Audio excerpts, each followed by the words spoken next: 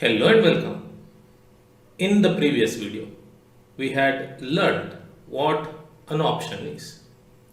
We learned in detail what or how a call option and a put option works. In this video, we will take one more example and once again see how an option works. And while doing so, we will learn few new terminologies used in the world of option trading. Alright? Now, first let us understand how the call option works. Okay? Now, this is you, and this is one more person. Okay? One more person. And let us say that today you are analyzing the stocks of this company. Okay? Ultratech Cement. So today you are analyzing the stocks of this company. And let us say today is 1st May. Today the date is 1st May. And today one stock of Ultratech Cement is being traded at 1000 rupees. Meaning, if you want to buy one stock of Ultratech Cement, you need to pay 1000 rupees. Okay? So this is current market price. And current market price is called as spot price. Okay? Current market price is called as spot price in the world of option trading. Now, you are interested in the stocks of Ultratech Cement. You do not want to buy them, you just have an interest. Okay? Now, what you say is, I want to have the choice of buying the stock at 1000 rupees on or before May 31st. Okay? So this is what you say. I want to have the choice, meaning I want to buy the choice. I want to have the choice of what? Of buying the stock at 1000 rupees on or before May 31st. And you say so because you believe that the price of the stock will go up. Okay? You are the buyer. You want to buy the choice of buying because you believe the price will go up. And when you want to buy something, there must be a seller. There must be a seller. And let us say this person is the seller. So the seller says, okay, I will give you your choice for a non-refundable amount of 10 rupees. Okay? So the seller says, okay, you want to have the choice of buying? I will give you your choice. I will sell you your choice. But you have to give me a non-refundable amount of 10 rupees. And this is called as premium in option world. And why does the seller say so? Because he believes that the price will go down. Seller believes the price of the stocks will go down and so he wants to sell the choice to the buyer. What choice is it? Choice of buying. And by now you know that the choice of buying or not buying is called as call option. Okay? Choice of buying something or not buying something is called as call option. So, the buyer is said to have bought a call option by paying a premium of rupees 10. What did the buyer buy? He bought a choice. Okay? He bought a choice. What choice is it? To buy the stock or to not buy the stock. So he has bought the choice. Okay? By paying 10 rupees. And who sold this? The seller sold this. So we say the seller is said to have sold a call option by receiving a premium of 10 rupees. Why do we say it is a call option? Because it is a choice between buying or not buying. Okay. Now, the seller of the option is called as option writer in the world of option trading.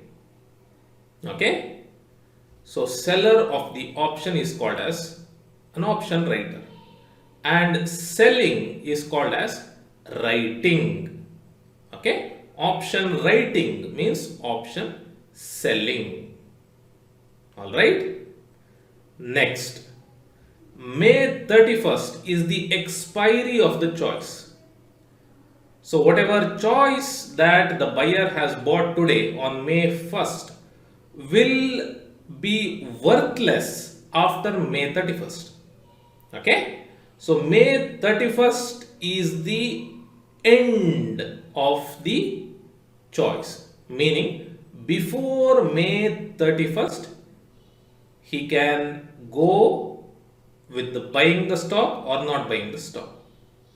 So he can exercise his choice up until May 31st.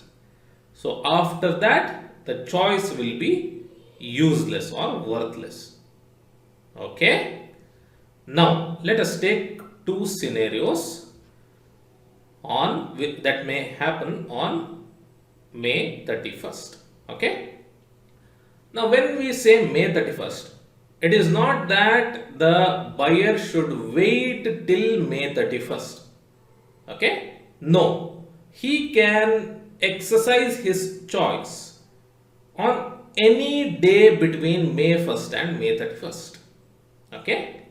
So, he has bought the choice on May 1st, correct? He can sell it off, or he can exercise his choice on May 1st itself, or 2nd, or May 3rd, or May 23rd, or any given day between May 31st. Okay? But this is the expiry. This is the deadline. Before this date, he must exercise his choice. Okay? Now let us say that on 31st May, the price of Ultratech cement is 800 rupees. On May 1st, it was 1000 rupees, and on 31st, it is 800 rupees. Now the question is, will the buyer of call option, which is nothing but the choice between buying the stock or not buying the stock, will the buyer of the call option pay 1000 rupees and buy the stock which is available at 800 rupees? Now think of this in the point of buyer. Think of the buyer as you. Will you buy something by paying 1000 rupees which is available at 800 rupees? No, correct? No. So what option do you go for? What choice do you go for? You would not like to buy the stock. So you would like to go for this choice. Okay? And when you go for this choice, the seller has to fulfill this. Seller doesn't have any choice. Remember that. Only the buyer has a choice between doing this or doing this. And seller has to do whatever the buyer wants to do, or seller has to satisfy whatever buyer wants to do. Okay? Now, when the buyer says he doesn't want to buy the stocks, the seller says, okay, fine. If you do not want to buy the stock, all right. But you will not be getting back your 10 rupees. What is this 10 rupees? This was the premium or the non-refundable amount that the buyer had paid the seller to buy this choice. Okay, to buy this choice. Now, you see, when I say to buy the stock and to not buy the stock, he doesn't buy the stock in reality. He just says, I am going for this choice. That's all. It is the choice which is being selected, and no stock will be bought here. Okay. Now, this amount, rupees 10, will be the seller's profit. Okay, this will be the seller's profit. Why? Because the seller doesn't have to do anything, because the buyer does not want to buy the stock. Okay. Now, the second scenario. On 31st May, the price of Ultratech cement has reached 1100 rupees, meaning it has increased by 100 rupees. Okay. Now, will the buyer of the choice, what choice? To buy the stock, to not buy the stock. Will the buyer of the choice, call option, pay 1000 rupees and buy the stock which is available at 1100? Now think of this as you are the buyer. Okay, you are the buyer of this choice. You have this choice now. Okay, you have this option now. Will you buy a product at 1000 rupees which is available in the market at 1100 rupees? Of course you will buy the product, correct? Here, of course you will buy the stock. Why won't you? You are getting it at a lesser price, correct? So you go for this option, or your choice will be this. And when you go for this option, the seller has to fulfill it. So how should he fulfill? By giving the difference amount. Okay. So seller loses 100 rupees minus 10 rupees, which is 90 rupees. How is this 100? This is the difference between these two amounts. Okay. So he has to give the difference amount. So you are saying you want to buy the stock, correct? Now think of it like this. When you want to buy the stock, he has to sell the stock. So let us say he has the stock. Let us say he has the stock. So he can sell it at 1100 rupees. But no, you have to buy the stock, and so he has to sell the stock to you. So he has to sell it at 1000 rupees, which he could have sold at 1100 rupees. Got the idea? Yes. Of course, he doesn't have the stocks. That was just to make you understand the concept. So the difference amount is 100 minus the premium that the seller had received from the buyer. So that will be 90 rupees.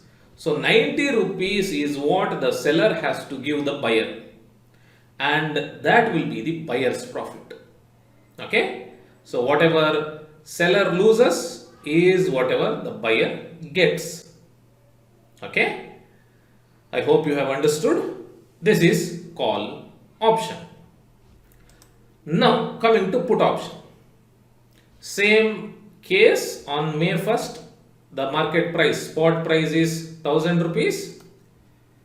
You say that, let us say you are the buyer, you say that I want to have the choice of selling the stock at 1000 rupees on or before May 31st.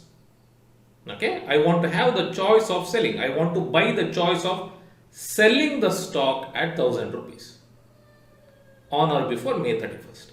Why do you say so? Because you believe the price of the stock will go down. Okay. Now, when you want to buy this choice, someone has to sell it. And let us say this person is the seller of the choice. So the seller says, okay, I will give you your choice for a non-refundable amount of 10 rupees. So this will be the premium. Okay. So seller says, okay, I will sell you the choice. What choice? Choice of selling for this much amount. And why does the seller say so? Because he believes that the price of the stock will go up. Okay. So there is a contract made between the buyer and the seller. And since the choice is of selling or not selling, it is called as put option. And we say that the buyer is said to have bought a put option by paying a premium of 10 rupees. So what is this put option? What is this choice? It is between selling the stock or not selling the stock. Okay. So the buyer has bought this option, this choice. And who has sold it? The seller has sold it. The seller is said to have sold a put option by receiving a premium of 10 rupees. Okay? So seller has sold this choice to buyer. And once again, the seller of the option is called as option writer. So seller of the option, he can sell call option or put option. Whatever he may sell, he will be called option writer. Okay? And once again, the expiry is May 31st. On or before May 31st, the buyer has to exercise his choice. After May 31st, the choice or option will be useless or worthless. Okay? Now, let us take the two scenarios. On May 31st, let us say the price has increased to 1200 rupees. Now, will the buyer of put option sell the stock at 1000 rupees, which is currently priced at 1200 rupees? No, correct? So seller has the option to sell the stock or to not sell the stock. Will he sell at 1000 rupees? No. Why would he? He would like to sell at 1200 rupees, correct? So he goes to this option or he selects this option. Okay? He selects this option. And whatever option the seller selects, whatever option the buyer selects, not the seller has to fulfill. So the buyer wants to go to this option, and so the seller keeps the non-refundable amount of 10 rupees, and this will be the seller's profit. Okay? So this is the first case. Now second case is that price has decreased to 900 rupees. Now, will the buyer of the put option sell the stock at 1000 rupees when the current price is 900 rupees? Will you do that? If you have an option to sell a product at 1000 rupees when it is being available in the market at 900 rupees, will you do that? Will you sell something or will you not sell something? Of course you will sell the product, correct? Of course you will sell the stock at 1000 rupees. And when you go for this option, when the buyer goes for this option, seller has no other choice than to fulfill his demand. Okay? Fulfill his demand. And so seller loses 100 minus 10, 90. How is this 100? It is 1000 minus 900, 100 minus 10, the premium paid, rupees 90. So the seller has to give 90 rupees to the buyer, and it will be the buyer's profit. Okay, got the idea? Now, buyer has an option to buy or not buy and to sell or not sell. You must remember this. Buyer has an option to buy or not buy and to sell or not sell. But the seller doesn't have any option or choice but to fulfill the buyer's choice. Seller doesn't have any option. He has to fulfill the buyer's choice. Clear? Yes. Now, I had taken the example of Ultratech Cement stock. So the underlying asset in the world of option trading can be anything. Meaning, you can buy or sell options of stocks or indices or commodities or currencies. Okay? If you believe that the price of any stock will go up or down, you can buy the option of that company. Okay? Here, if you believe that the index will move up or down, you can buy the options of that particular index. And in India, Nifty and Bank Nifty options are famous. Okay, they are traded in very large volume. So Nasdaq 100, you have an option for this too, and you can buy or sell the option of this. Okay. Similarly, commodities. If you believe that the price of the commodities will go up or down, you can trade the options too. Similarly, currencies. If you believe some particular currency of a country will move up in price with relation to other currency, then you can trade the options of currency too. Okay. So the underlying asset can be anything. It can be stocks, indices, commodities or currencies. Okay. So in this video, I had given the example of stocks. Alright. Now, when do we buy call option? When do we buy sell option? When do we sell call option? When do we sell put option? That is, in these cases, if you have bullish view, now what is this bullish term? If you believe that the price will increase, price of what will increase? Price of any of these, whatever you are trading. Okay. If you believe that the price of stock will increase, or index will increase, or gold will increase, or a currency pair will increase, then it is said that you have a bullish view. So in trading world, if you hear bull, then it is increase. Okay, you are expecting the price to increase, so you have a bullish view.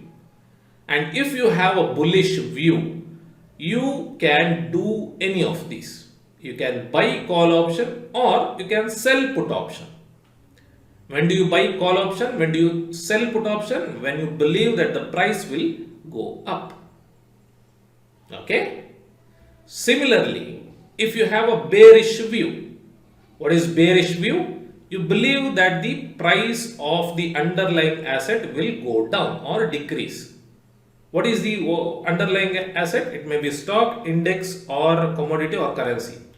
So if you believe that the price of the underlying asset will go down, then it is said that you have a bearish view. So if you have a bearish view, then you have to buy put option or sell call option. Okay. So buy put option or sell call option. When do you do this? When you believe that the price will go down. When do you do this? When you believe that the price will go up. Okay. Yes. So I hope you have understood the concept of call and put options along with these terminologies.